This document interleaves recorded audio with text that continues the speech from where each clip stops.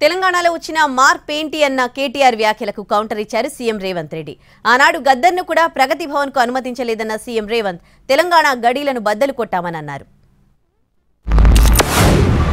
మార్పు మొదలైంది, నిర్బంధం పోయింది అన్నారు. అవును అధ్యక్ష, మార్పు మొదలైంది, నిర్బంధం పోయింది. ఎప్పుడు పోయింది అధ్యక్ష నిర్బంధం? జూన్ 2, 2014 జూన్ 2, 2014 నాడు దాస్య శృంఖలాల నుంచి శ్రీశ్రీ గారు చెప్పినారు అధ్యక్ష, బానిసకొక బానిస అని. దరిద్రం ఏంటంటే అధ్యక్ష, దరిద్రం ఏంటంటే గతంలో మనల్ని పీడించిన వాళ్ళు పోయినారు, కానీ వాళ్ళ పేర్లు తెలుసుకునే వాళ్ళు ఇంకా అక్కడే ఉన్నారు అధ్యక్ష. అది బానిసకొక బానిస అంటే కదా అధ్యక్ష.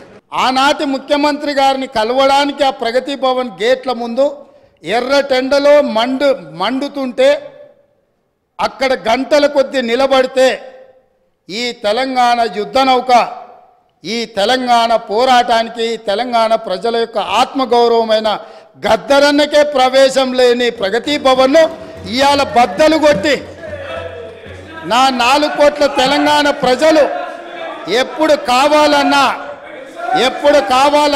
ఎక్కడికి వెళ్ళాలన్నా ఆ ప్రగతి భవన్ గేట్లను ఇనుప కంచెల్ని బద్దలు కొట్టిన ప్రభుత్వం మా ప్రభుత్వం, ప్రజలెన్నుకున్న ప్రభుత్వం, ప్రజా ప్రభుత్వం.